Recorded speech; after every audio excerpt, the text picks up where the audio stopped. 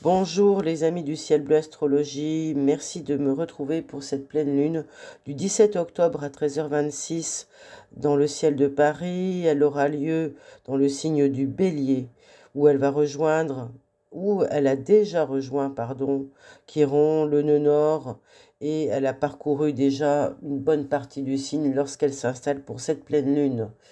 Alors il est dit que cette pleine lune, pour la petite histoire, si on s'en réfère aux Indiens d'Amérique du Nord, cette pleine lune, elle était appelée la pleine lune du chasseur d'octobre. J'en avais déjà parlé les années précédentes.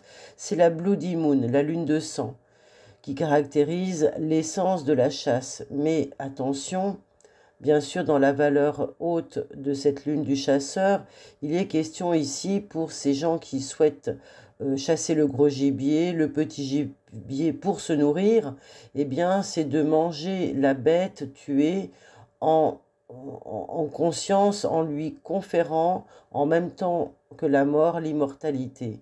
Il est question de reconnaître l'âme de la bête ici qui continue à vivre. Donc c'est une pleine lune, je dirais, de régénération, de transformation, encore plus forte, rien que par cet aspect.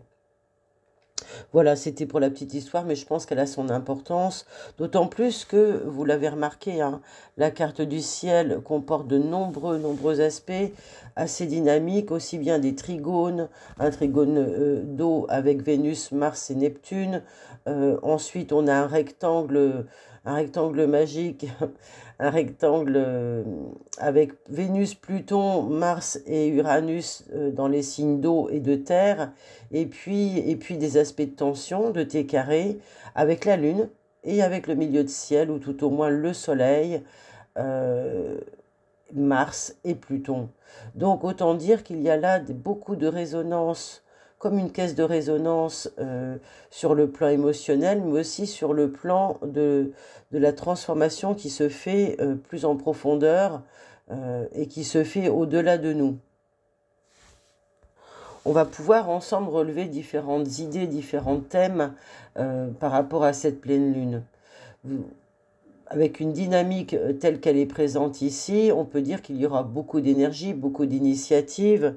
Et je vous invite d'ailleurs à reprendre ce podcast que j'ai réalisé pour savoir quoi faire pour être dans les bons clous, si j'ose dire, d'ici la fin de l'année.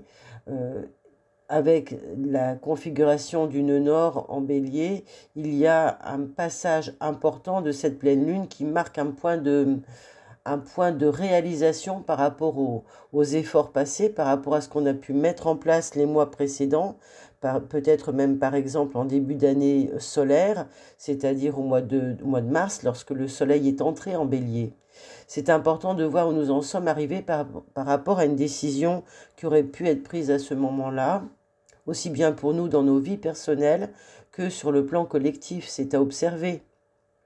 Et puis en même temps, c'est quelque chose qui va venir nous demander d'agir pour soit terminer quelque chose qui aurait été commencé et pour marquer, on va dire, un point d'honneur à ce qui a déjà été réalisé, et pour lui donner une direction, on va dire peut-être encore un renouvellement dynamique, mais c'est aussi quelque chose qui va nous servir à, euh, à réagir ou à sortir d'une inertie latente si nous n'avons pas mis en œuvre les choses qui devaient être faites préalablement. Là, il y aura pour certains d'entre nous, dans quelques domaines particuliers de nos vies, des lieux où il y aura une sollicitation pour agir, et cela se fera sous forme de conflit peut-être, sous forme d'émotions intenses du fait d'un événement qui viendrait réveiller des choses à transformer. En tous les cas, il s'agira de faire remonter des émotions profondes dans ce que vous vivrez et peut-être de ressentir le moment d'exprimer vos besoins. Alors bientôt, on aura vraisemblablement l'extériorisation de ce qui peut se faire au niveau collectif par rapport à des situations politiques qui sont très marquées, aussi bien sur le plan mondial que sur le plan national. et il se peut que cela puisse remuer et faire bouger les choses, mais pas forcément dans un sens organisé en vue de quelque chose qui pourrait être euh, un passage facile, si j'ose dire. Là, il y a quand même une dynamique qui laisse émerger des tensions et que la politique soit intérieure ou extérieure, ça va être difficile pour beaucoup de garder le lien entre la diplomatie, l'assertivité, la confiance, le respect de l'autre, etc., etc. Toutes ces valeurs, toutes ces choses qui sont de l'axe bélier-balance, ici, elles sont vérifiées, elles sont mises à la lumière de la conscience et du soleil, et on va voir justement à quel endroit. Ça sera peut-être assez amusant si on prend un regard, euh,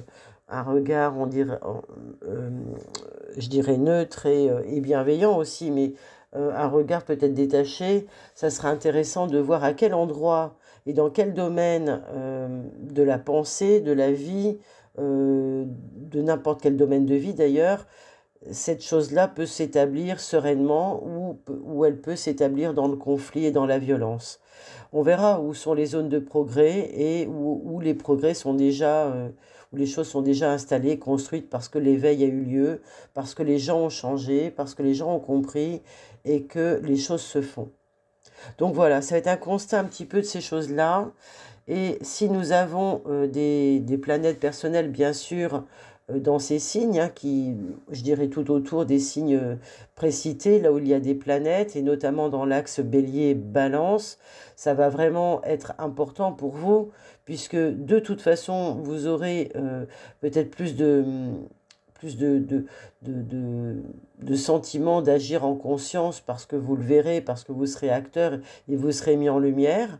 Mais si ce sont des planètes personnelles du style de Vénus, Vénus, Mars, Mercure qui sont à ces endroits-là, eh bien vous allez dégager des choses qui vont être importantes et qui vont toucher le transgénérationnel, puisque là il y a pardon, l'axe des nœuds lunaires. Donc c'est très important de voir que ce qui bouge dans vos vies actuellement est relié à quelque chose qui doit se faire dans la demande généalogique, hein, dans la demande de l'arbre familial. Ça va venir libérer des énergies, ça va venir libérer des schémas, les transformer et puis peut-être régénérer les choses positives de l'arbre.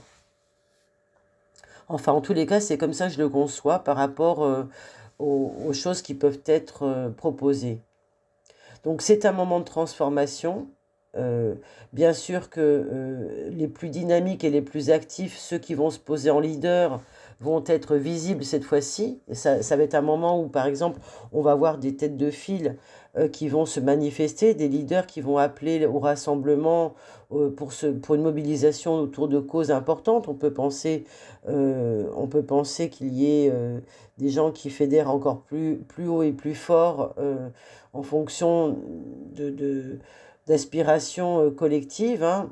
Et ça, il faudra rester attentif aux événements autour de cette période parce que ce qui va se passer maintenant aura une conséquence, une incidence sur la direction qui va être suivie par ce pays, en France. Ça sera important et même pour nous dans nos vies personnelles, la direction, ce qui va être décidé pendant cette période de pleine lune, dans un sens ou dans un autre, sera lourd de conséquences pour la direction, c'est-à-dire que ça ne passera pas inaperçu. Il y aura forcément des conséquences par rapport aux actions. Alors, comme on est dans des signes cardinaux, la pleine lune en bélier, eh bien, elle confère beaucoup d'énergie dynamique, elle donne des initiatives. Bien sûr que dans l'absolu, c'est un moment propice pour lancer des projets, agir, prendre des décisions, manifester de l'audace, etc. Bien sûr, mais ça peut être aussi un moment où on va devoir régler des conflits, où on va entrer en rivalité avec d'autres personnes, on va devoir gérer des tensions qui seront ici et là exacerbées. Et puis, il y a tous les conflits larvés, les conflits latents qui peuvent ressurgir et, euh, et des personnes qui vont encore oser manifester leurs émotions de façon maladroite, de façon dissimulée, cachée, pour pouvoir exulter quelque chose finalement. Et là, ce ne sera pas vraiment constructif, ni pour les autres, ni pour elle surtout. Cette lune qui est en aspect avec Mars, elle est en aspect avec le maître de sa lunaison. Donc c'est important parce que ça veut dire qu'il y a une décision qui va être prise. Il y a quelque chose, une action qui va se passer. Alors on peut penser qu'il va y avoir des événements qui vont être des événements inédits, des événements notamment peut-être par rapport au domaine des finances, par rapport au domaine, on va dire, on a vu pour le budget, mais je veux dire, les choses qui vont sortir, elles vont être tonitruantes, elles vont être singulières, elles vont sortir de l'ordinaire. Ce sera des choses qu'on n'aura jamais vues au préalable, qui n'auront pas de précédent, mais qui seront lourdes de conséquences. Et puis, ça sera quand même comme un antécédent, à mon sens, pour une crise financière et monétaire beaucoup plus importante par la suite. Et puis, là, ici, à travers cet épisode, on peut dire que même il y a toujours une dynamique pour ceux qui veulent et qui peuvent profiter de ces passages pour construire et pour être dans une dynamique de croissance, ça fonctionne très bien. Il y a de bons aspects entre Vénus et Jupiter qui facilitent cette expansion et qui peuvent donner des horizons intéressants à certains projets, à certaines personnes. Mais pour d'autres, qui seront plus du côté de l'ombre, on va dire, du Capricorne, par exemple, ou des signes cardinaux, ça serait plus une période de restriction ou de responsabilisation qui serait à prendre en compte. C'est un petit peu ce qu'on a envie, enfin ce qu'on voit dans notre société actuellement, où on a envie encore de croire en quelque chose de l'ordre de notre expansion personnelle ou de l'ordre de notre expansion en termes d'individuation, en termes d'adultes libres et décideurs. Et puis en fait, en face, on pourrait avoir ces restrictions, cette chape de culpabilisation qui nous est posée comme une épée de Damoclès et une responsabilité à assumer, d'ailleurs insupportable hein, pour beaucoup. Mais on peut le voir comme ça.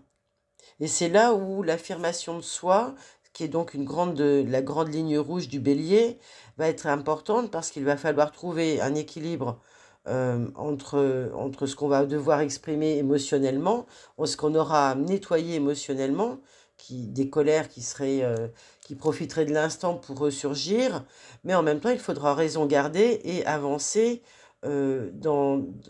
en tenant compte des impulsions pour ne pas prendre des décisions irréfléchies. Hein. Mais c'est un bon moment quand même pour évaluer là où on veut aller et analyser ce qui nous retient. Mais c'est un bon moment pour affirmer son identité, que ce soit au sein d'un couple, au sein d'un groupe, ou au sein d'une entreprise, ou au sein d'une collectivité. Et là, voyez-vous, sur le plan national, ça va être la France qui va s'affirmer, peut-être par des décisions, on va dire, sur le plan de la scène internationale, et je pense à celle qui a été rebattue par Israël dernièrement, la décision qu'avait prise notre président par rapport à Israël, mais il y en aura d'autres. Et cette période de lunaison va permettre à la France de se peut-être marginaliser, oui aussi, on peut dire, mais peut-être de se démarquer en affirmant des choses d'une façon ou d'une autre. Ça sera quand même une période où la dynamique intense va se complexifier parce que bien sûr que ne sera pas démêlée de l'émotion l'action. Hein, on n'aura pas une action qui sera pure et protectrice. Elle sera emmêlée à une grande quantité d'émotions et cette approche combative risque de se retrouver parfois trop sensible.